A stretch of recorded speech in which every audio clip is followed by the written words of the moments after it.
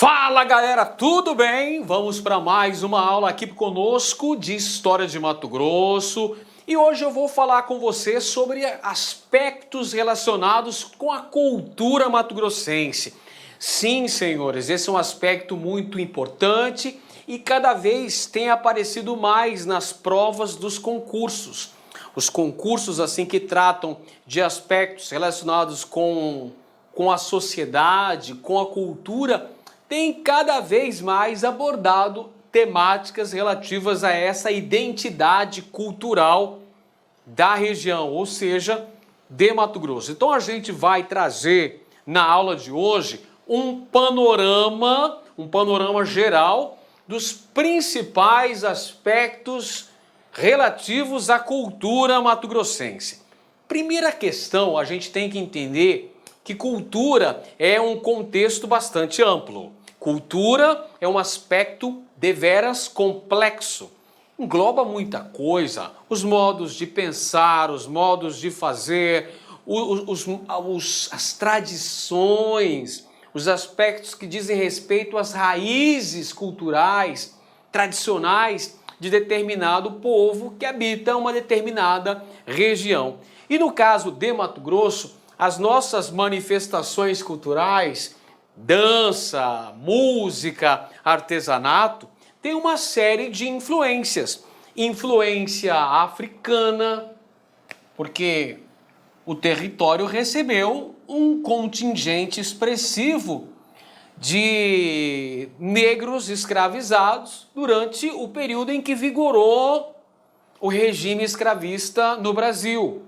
Influência portuguesa também. Afinal de contas, este território foi colonizado pelos portugueses, então deixou suas marcas. Olha, nós falamos o português, nós temos alguns aspectos, por exemplo, a religiosidade católica, que é evidentemente ligada a essa influência portuguesa.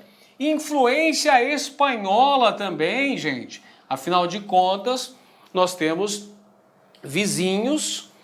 No caso hoje, a Bolívia, e até antes da divisão, a gente tinha fronteira com o Paraguai também. Portanto, vai ter essa influência de cunho espanhol, vai ter influência de cunho paraguaio, não é? Por conta da fronteira, e também influência chiquitana. Então, nós temos influências externas que vão contribuir para o florescimento da cultura mato-grossense, que apresenta alguns ritmos musicais, como o rasqueado, o siriri, o cururu, e apresenta também alguns importantes instrumentos musicais, como a viola de coxo, por exemplo, o ganzá, que é uma espécie de reco-reco, o mocho, que é usado no siriri, para fazer a percussão no ritmo do siriri. Então você pode perceber que Mato Grosso tem uma grande gama de cultura. É claro que nós não podemos esquecer que os milhares de imigrantes que vieram para Mato Grosso, sobretudo no final do século XX, principalmente a galera do sul do Brasil, os sulistas, principalmente os gaúchos, trouxeram também suas características, sua identidade cultural, que mesclou-se com a cultura da dita Baixada Cuiabana, do Vale do Rio Cuiabá. Mas a gente vai falar especificamente hoje, nessa nossa aula, sobre a cultura raiz aqui de Mato Grosso. A cultura da Baixada Cuiabana, do siriri, do cururu, do rasqueado, da dança do Congo, dança dos mascarados, da cavalhada, enfim, da festa de São Benedito, as festas de santo, que são características indeléveis da cultura mato-grossense, pessoal. Como o cururu, por exemplo, pessoal. Cururu muito popular na Baixada Cuiabana, um ritmo musical acompanhado pela viola de coxo, que tem lá o ganzá, os cururueiros que fazem rimas, que fazem desafios, que tem uma parte que é mais sagrada, tem uma parte que é mais religiosa, de suas canções, de suas músicas, e tem uma parte que é mais profana. Então tem esses dois aspectos, né? Olha a viola de coxo, por exemplo, pessoal. Viola de coxo que foi tombada, o modo de fazer viola de coxo foi tombado pelo IPHAN, pessoal, como um patrimônio imaterial brasileiro. Olha que interessante, pessoal. E Mato Grosso deteve aí o domínio desse patrimônio imaterial, porque Mato Grosso do Sul também reivindicava ser o proprietário, o dono desse patrimônio imaterial, porque lá em Corumbá também existe cururu. A gente pensa que cururu só existe na Baixada Cuiabana. Não é verdade. Em alguns pontos do Mato Grosso do Sul também existe o cururu, como por exemplo lá em Corumbá. Perfeito? A gente às vezes, no senso comum, pensa que lá no Mato Grosso do Sul a influência paraguaia é muito expressiva e neutraliza todas as outras influências. Na verdade, a influência paraguaia é muito forte naquela região, porque é uma região de fronteira com a República do Paraguai. No entanto, existe a manifestação do cururu em Corumbá. Cururu, que é um patrimônio mato-grossense, pessoal. Eis aí a figura característica do cururu, essa identidade cultural mato-grossense, que eu falo com muito orgulho. Sou filho de cururueiro. Meu pai participava aí desses encontros aí que varavam à noite, tocando cururu, fazendo lá as trovas, as rimas, os desafios, né? Cantando a história, cantando lá os causos mato-grossenses. Muito bem. Então a gente tem, pessoal, o cururu, que a gente está acabando de falar sobre ele, que é uma música e dança típica de Mato Grosso. Evidentemente uma dança masculina, é uma música tipicamente masculina. Rodas de cururueiros que vão participar dessa importante expressão cultural do estado de Mato Grosso. Olha lá, o cururu é uma expressão tipicamente da região pantaneira de Mato Grosso, realizada até os dias atuais. Tem os homens aí, como eu falei para vocês, tem um aspecto sagrado nas festas de santo, mas tem um aspecto profano também. É muito comum os cururueiros fazerem uma espécie de duelo, desafios entre eles lá, né? Todo um sapateado, tem toda uma questão artística muito interessante. Apesar de muita gente dizer que não entende absolutamente nada do que os cururueiros estão cantando.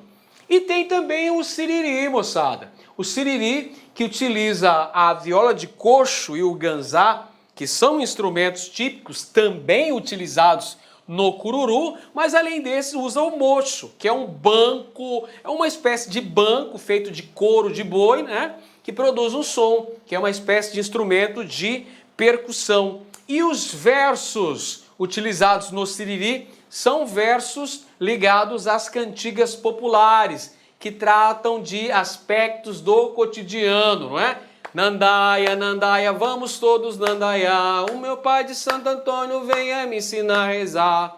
Põe essa perna, se não serve essa, põe essa outra pra senhora moça. Rodeia, rodeia, rodeia, fica de joelho, põe a mão na cintura pra fazer missura. E por aí vai, é só uma, cara, eu sou filho de cururueiro, né, minha mãe também dançava siriri muito, então eu aprendi isso na infância.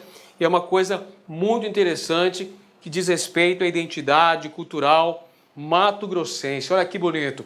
Nós temos, por exemplo, no bairro de São Gonçalo, Beira Rio, a Flor Ribeirinha, que é um grupo de siriri notável, pessoal. É um grupo fantástico, liderado lá pela Dona Domingas, que inclusive já fez apresentações em muitos países. Inclusive, recentemente, eles fizeram apresentações na Coreia do Sul. Imagina isso! E receberam um prêmio lá, gente. Muito bonito, então, a manutenção dessa cultura, desse resgate cultural que é a identidade de nosso povo, que são valores aí que têm vários séculos. Inclusive é importante destacar que na década de 70 e 80, com a chegada de inúmeras levas de imigrantes, uma parte da elite tradicional de Cuiabá ficou com medo de que esse patrimônio cultural fosse perdido, fosse esquecido, fosse deixado de lado. Então surgiu até um movimento chamado Muxirum Cuiabano para preservar essas riquezas culturais de Mato Grosso. Por exemplo, o falar característico da Baixada Cuiabana, aquele falar todo diferente. Pra você ter uma ideia, eu sou filho de cuiabanos natos, né? Meus pais, meus avós, bisavós, todo mundo aqui da região, e eu já não tenho mais aquele linguajar característico da população ribeirinha, né? A população que falava, e agora quando, né? Falava meio cantado, né? Por conta da influência que a gente teve de correntes migratórias que passaram a se relacionar, a própria influência da televisão, pessoal, que como nós vimos em aulas anteriores, chegou em 1969, transmitindo as novelas que eram produzidas no eixo Rio-São Paulo. Então tudo isso vai dando uma espécie de, digamos que, vergonha de falar daquele modo característico do cuiabano, que é uma grande bobagem. Por isso que aí surgiu o movimento do muxirum, né? Na verdade, a palavra seria mutirão, né? Mas acabou virando muxirum cuiabano para ser, então, o mutirão cuiabano para recuperar os aspectos da cultura.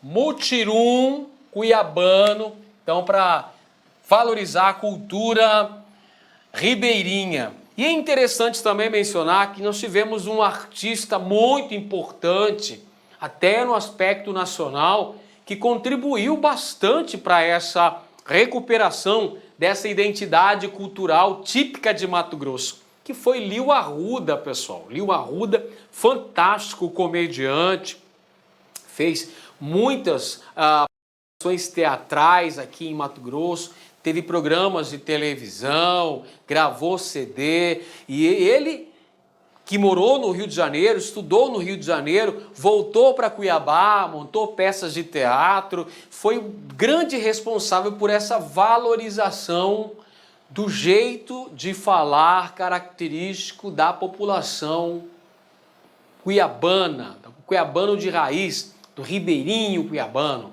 Vote! O que é esse, né?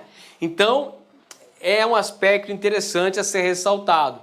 Recentemente a gente tem outros personagens, como o Nico Ilau, por exemplo, né? Mas que já é um cuiabano mais assim influenciado por essas ondas migratórias, já não é mais um cuiabano raiz, né? Vamos dizer assim. Muito bem, na sequência temos aí a dança do chorado, pessoal. Olha só que interessante. A dança do chorado surgiu durante o período colonial. O período colonial, você sabe, é o momento em que nós tínhamos a capitania de Mato Grosso. A capitania de Mato Grosso, que tinha como capital, qual que era a capital de Mato Grosso mesmo? Vila Bela da Santíssima Trindade, isso aí. Surgiu a dança do chorado. Quem que fazia essa dança do chorado, pessoal? Eram as escravas. Então essa dança é remanescente dos tempos em que vigorou a escravidão em Mato Grosso. Quem que fazia essa dança aí, professor? Eram as escravas. As escravas se enfeitavam e dançavam para os seus senhores como forma de aplacar a ira desses senhores para que não castigassem seus filhos ou seus maridos. Então essas senhoras de Vila Bela da Santíssima Trindade, elas dançavam com a garrafa de canjinjim, afrodisíaco, hein? Com a garrafa de canjinjim. Já tomou canjinjim? Se não tomou, toma lá canjinjim. Toma esquenta xereca, que também é bom, vai lá, aproveita. canjinjim na cabeça, né? Então elas dançavam durante horas ali, os senhores assistiam. Isso era uma forma de evitar que esses senhores castigassem os escravos. Perfeito? É a dança do chorado. Uma importante riqueza cultural de Mato Grosso que era praticada, e é praticada até hoje, em Vila Bela da Santíssima Trindade, que foi a nossa primeira capital. Tem também a dança do Congo, outra manifestação cultural e tem uma grande influência africana, né? Que na verdade aqui, gente, nós temos um sincretismo religioso, influência católica e ao mesmo tempo influência das religiões de matriz africana. Olha só, é um ato de devoção a São Benedito. São Benedito, um santo negro, moçada, praticada em duas importantes cidades brasileiras, duas importantes cidades mato-grossenses, evidentemente. Vila Bela da Santíssima Trindade e Nossa Senhora do Livramento. Nossa Senhora do Livramento e Vila Bela da Santíssima Trindade. Nossa Senhora do Livramento, a propósito, terra de mamãe, né? Mamãe nasceu em Nossa Senhora do Livramento. Lá tem a dança do Congo, pessoal. A dança, essa importante manifestação cultural mato-grossense. Mas temos muito mais coisas. Nós temos, por exemplo, a dança dos mascarados. Olha que legal. A dança dos mascarados acontece durante a cavalhada. A cavalhada é um evento importantíssimo que ocorre todos os anos, inclusive atraindo muita gente de fora, que vai até Poconé, cidade mato-grossense, cidade pantaneira, né? Portal aí do Pantanal mato-grossense, para assistir a esse espetáculo fantástico que é a cavalhada. Não é porque eu sou de Mato Grosso que eu estou aqui puxando a brasa para minha sardinha. Realmente a cavalhada é um espetáculo muito importante. Se você não viu ainda, se você não teve a oportunidade de assistir, vá a Poconé assistir a cavalhada e aí assista também a dança dos mascarados, que olha só, é uma apresentação composta apenas por homens. Dança dos mascarados, todos usam máscaras. E, ó, evidentemente, aqueles que representam um papel feminino nessa dança usam uma máscara feminina. Mas um detalhe, olha só, a apresentação é feita apenas por homens. E a cavalhada que a gente estava falando, olha ela aí, apareceu. É um importante espetáculo que é remanescente do período colonial, pessoal. Quem trouxe a cavalhada para o Brasil foram os portugueses. A cavalhada, na verdade, é uma espécie de torneio hípico que tem essa influência lusitana, foi trazida pelos colonizadores. Na verdade, a cavalhada serve para celebrar os feitos da famosa Guerra de Reconquista. O que foi a Guerra da Reconquista, professor? Foi um conjunto de batalhas que envolveu lá na Península Ibérica, de um lado estavam os cristãos, de um lado estavam os católicos, os cristãos, e de outro lado estavam os mouros. Quem que são os mouros, professor? Os muçulmanos. Então, os muçulmanos dominaram durante cerca de 700 anos lá a Península Ibérica, moçada. E eles foram expulsos de lá depois de um conjunto de sangrentas batalhas que ficaram conhecidas como Guerra de Reconquista. Então, para celebrar essa vitória cristã sobre os mouros, sobre os muçulmanos, surgiu a cavalhada. Então, como você vê na imagem, tem lá o cavaleiro vestido de azul, simbolizando os cristãos, e o cavaleiro vestido de vermelho, simbolizando os mouros, ou seja, os muçulmanos, os islâmicos. A cavalhada é realizada todos os anos nos municípios de Poconé principalmente, tá? Mas a cavalhada também é realizada nas cidades de Porto Espiridião e de Cáceres. Cavalhada é um espetáculo fantástico que vale a pena, você não vai se arrepender se for a Poconé assistir a cavalhada. Temos ainda aí, moçada, o rasqueado. Olha só, o rasqueado que é uma música típica da Baixada Cuiabana, né? Tem expoentes aí do rasqueado, como por exemplo Roberto Lucialdo, Henrique Claudinho, Pescuma e outros tantos que fazem parte, que dão vida a essa verdadeira expressão de arte mato-grossense. É poesia, música e dança, muito interessante.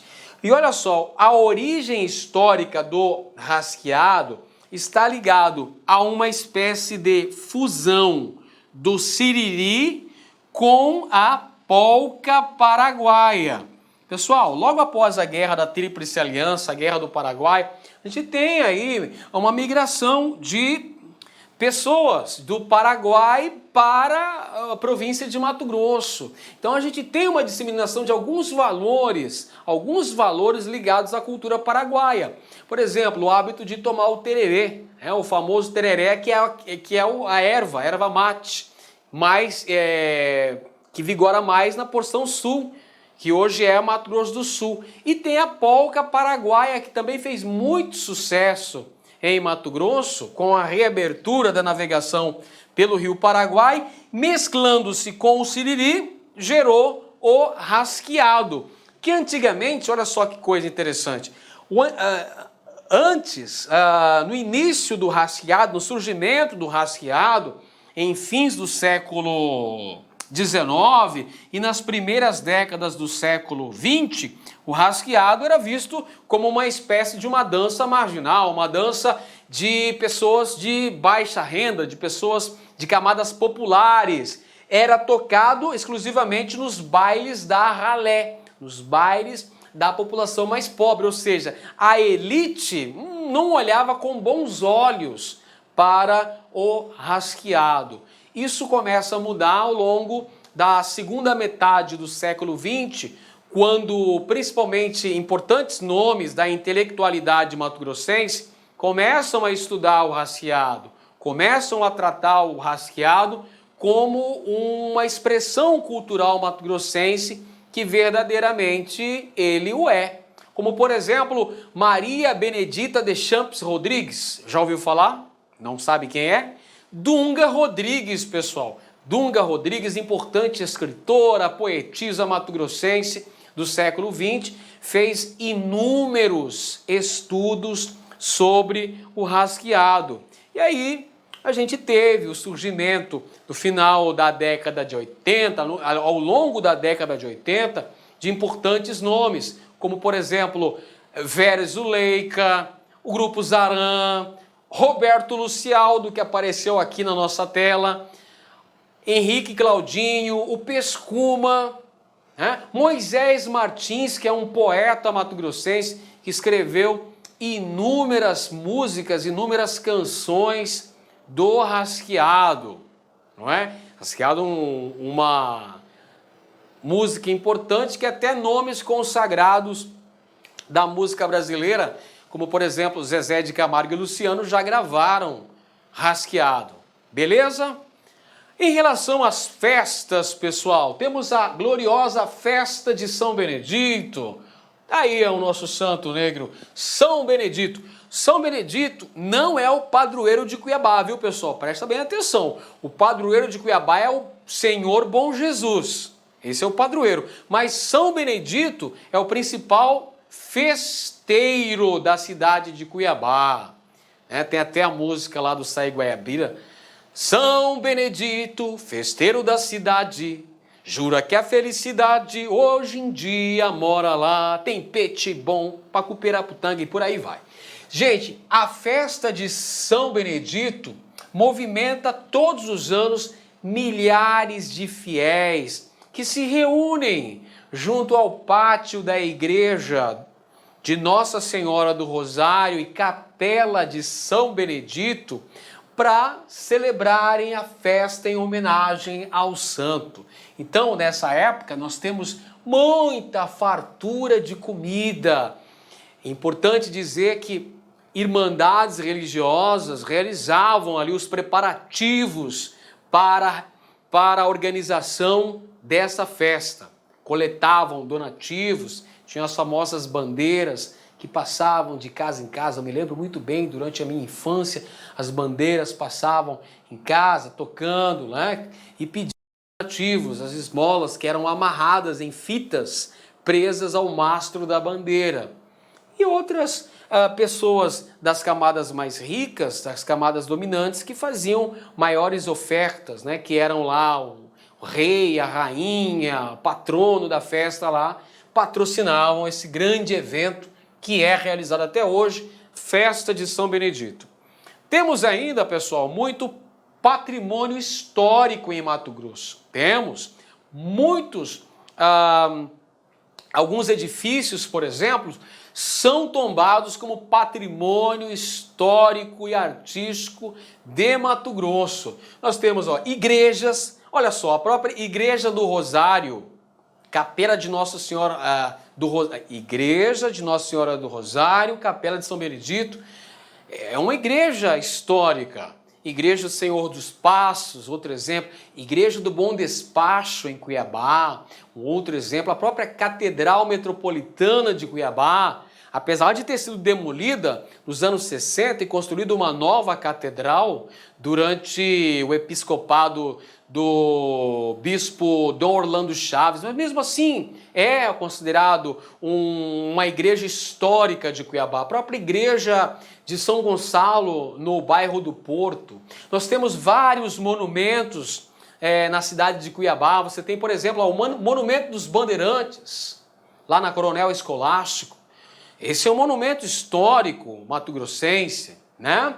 Nós temos vários museus, Museu Rondon, por exemplo, Museu do Índio, uma série de museus. Museu Pré-Histórico Dom Aquino, que fica lá na Avenida Beira Rio, ali próximo da Unic, é exemplo. E olha aqui, ó, Igreja do Bom Despacho, que eu já falei, Igreja de Nossa Senhora do Rosário, que nós também já falamos, o Palácio da Instrução, o Museu Histórico de Mato Grosso, a antiga residência oficial dos governadores, que foi construída por Júlio Miller na Avenida Getúlio Vargas. Todos esses prédios, pessoal, todas essas edificações são tombadas como patrimônio histórico de Mato Grosso. Beleza? Então vamos lá, vamos fazer questões. Você pensa que não cai questão em concurso sobre cultura de Mato Grossense? Cai, muitas vezes cai. E quando isso acontece, olha, é digno de aplausos. Tem que aplaudir de pé,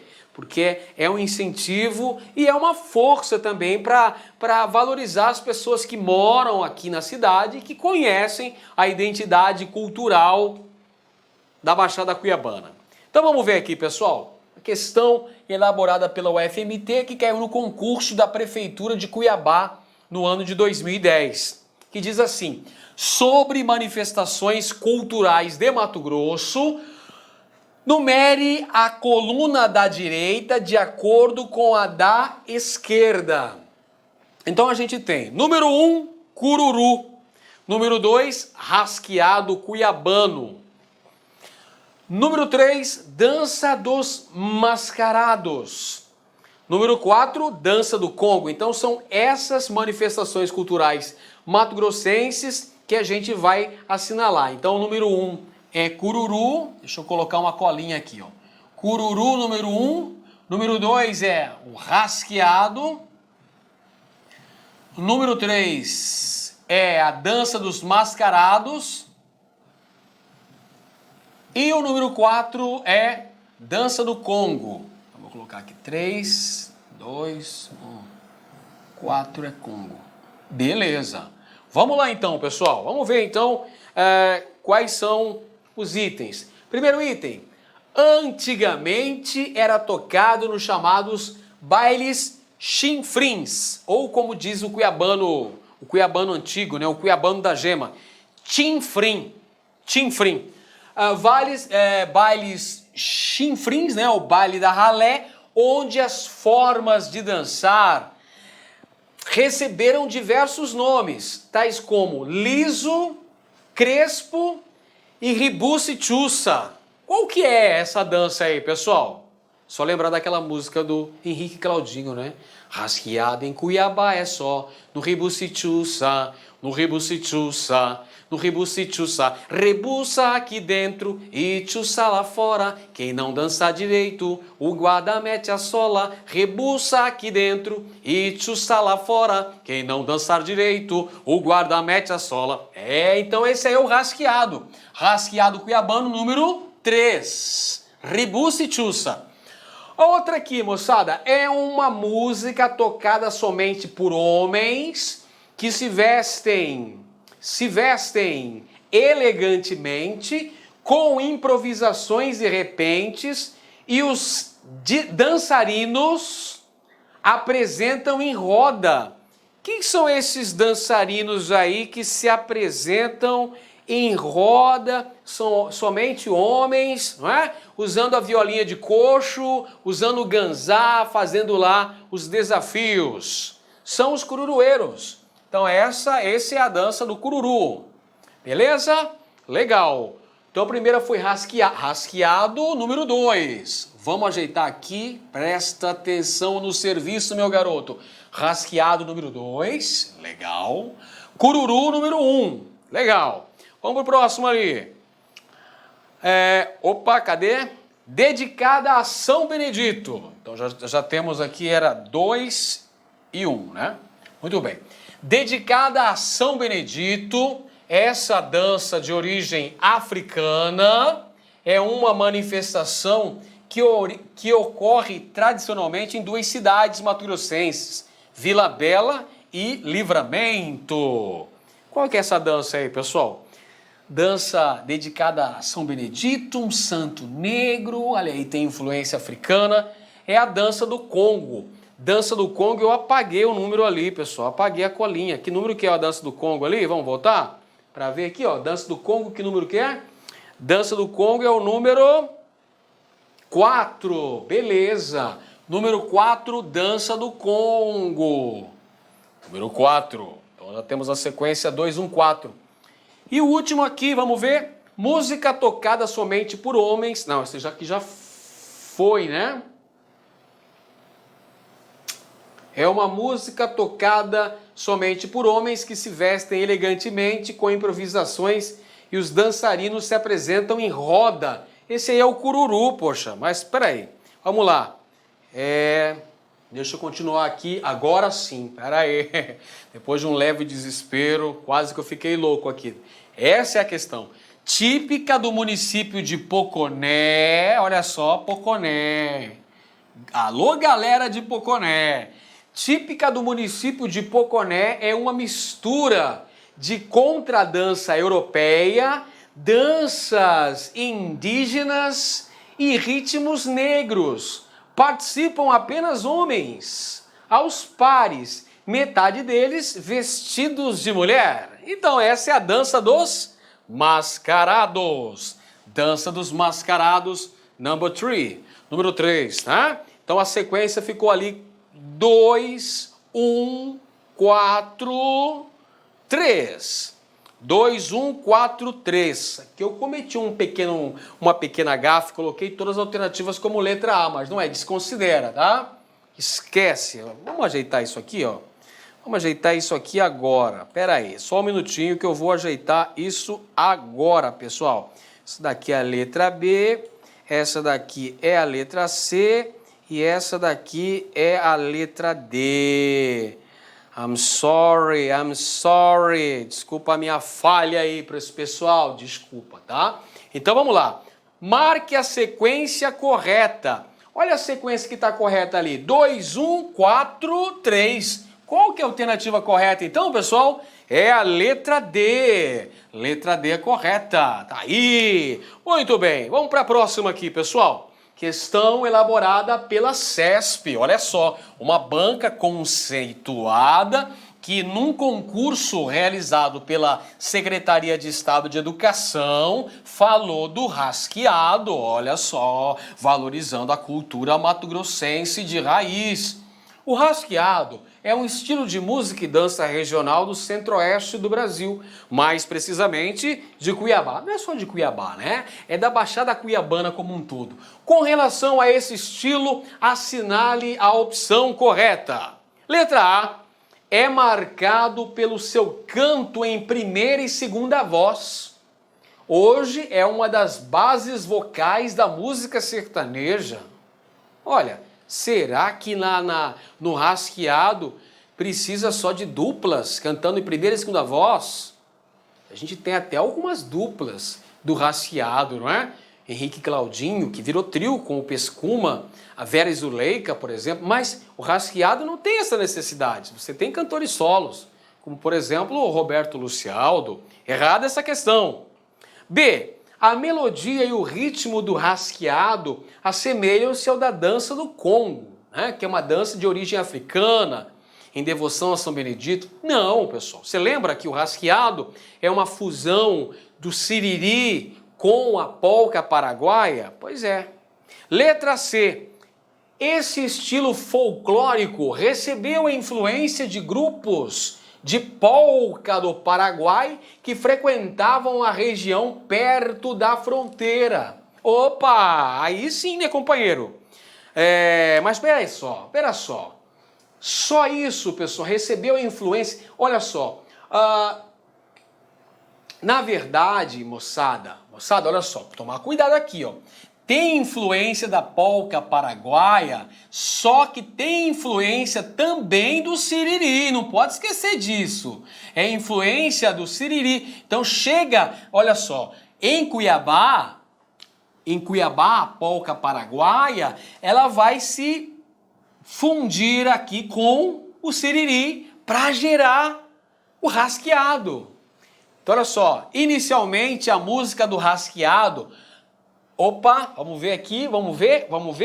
O que tem aqui? É essa mesma aí, né? Alternativa correta, pessoal. É essa a alternativa correta.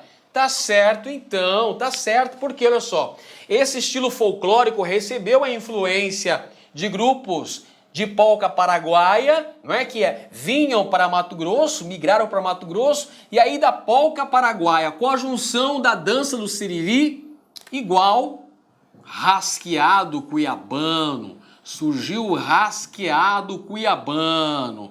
Alternativa C. Essa está correta. Até porque, vamos ver a letra D. Inicialmente, a música do rasqueado foi aceita com maior intensidade pela elite. E mais tarde esse estilo foi reconhecido e aceito pela população da periferia. Errado! Justamente o contrário.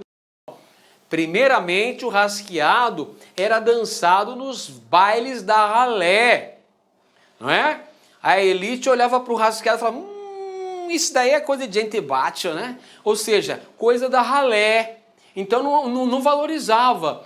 Só no século XX, meados do século XX, como eu falei para vocês, com o trabalho realizado por intelectuais, como por exemplo Zumira Canavarros e a nossa querida Dunga Rodrigues, é que o rasqueado passou a ser aceito pela elite mato-grossense.